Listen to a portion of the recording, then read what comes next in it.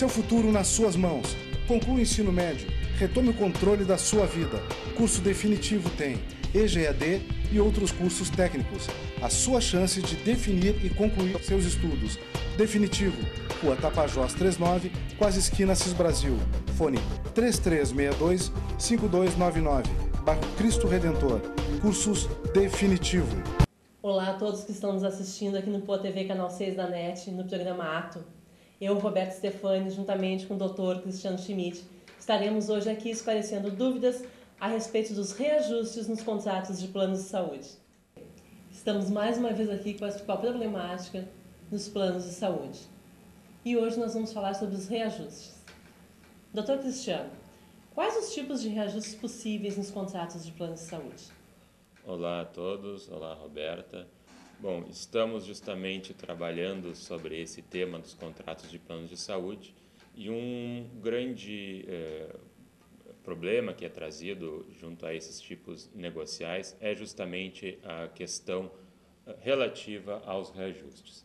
Na verdade, o problema dos reajustes tem causado o ingresso de muitas demandas em juízo, são várias ações que são propostas por conta de usuários que se sentem insatisfeitos com os valores lançados juntos a esses contratos.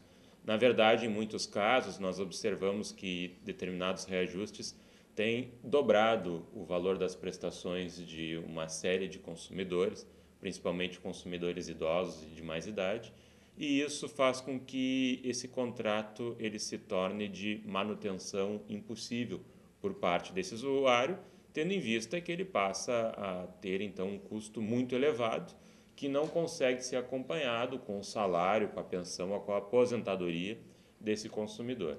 Diante desse quadro, nós verificamos que muitos reajustes são derivados de abusos praticados por operadoras, que lançam esses valores, apostando na falta de conhecimento dos consumidores, na falta de instrução necessária para a compreensão do sistema de reajustes em contratos de planos de saúde. E nessa ótica, nós vamos tratar aqui do tema e expor algumas nuances, alguns aspectos importantes para os indivíduos se protegerem de determinados reajustes abusivos. E quanto à ANS, a Agência de Saúde Suplementar no Brasil, qual o papel dela quanto a esses reajustes? Bom, já tentando encaixar esta tua pergunta com aquela primeira que tu me fizeste sobre os tipos de reajustes que existem, nós temos que trabalhar com a seguinte hipótese. Existem três situações possíveis de reajustes no Brasil, nos contratos de plano de saúde no Brasil.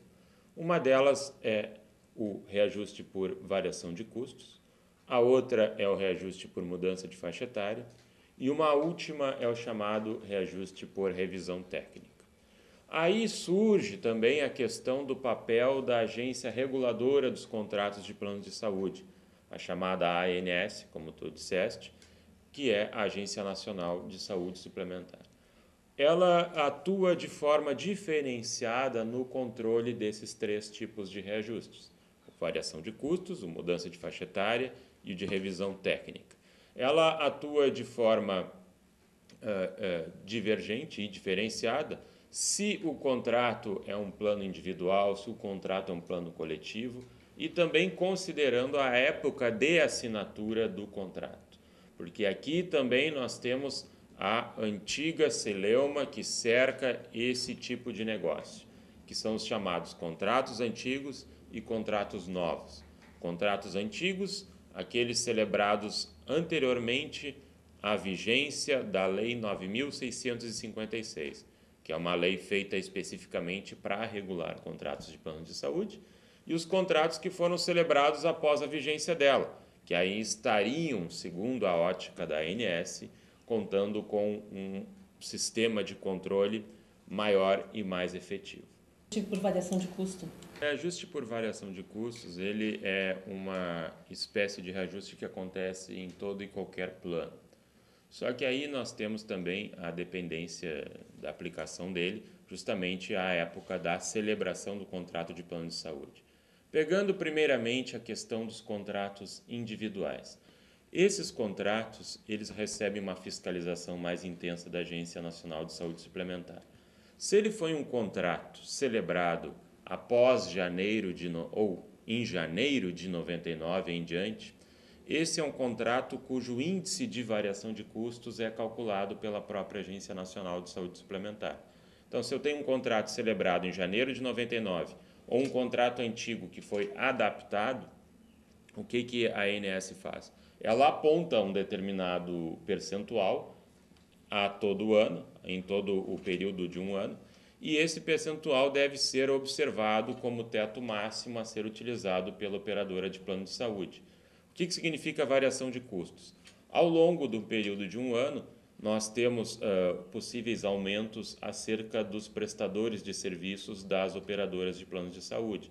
Nós temos reajustes nos salários dos médicos, dos servidores de hospitais, dos insumos hospitalares, dos exames laboratoriais, entre outros fatores que encarecem ao longo da manutenção do contrato.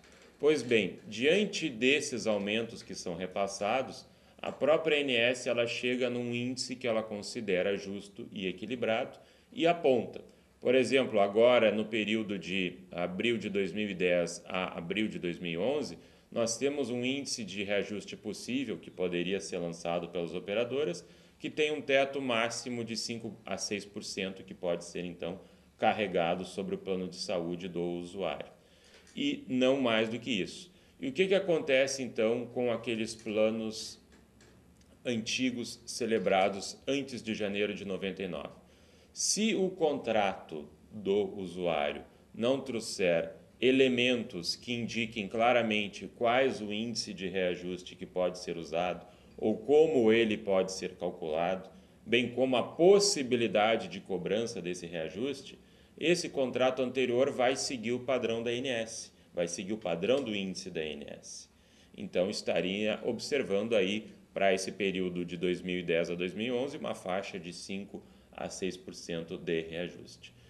Para contratos coletivos, nesses contratos onde nós temos, então, um grupo de indivíduos ligados entre si e usando do serviço de cobertura de um determinado plano, a ANS não lança índice nenhum, porque ela entende que, por haver um número grande de indivíduos ligados a uma determinada instituição, eles têm poder maior de barganha e de negociação frente à operadora, e aí podem chegar a um índice que seja interessante para ambas as partes.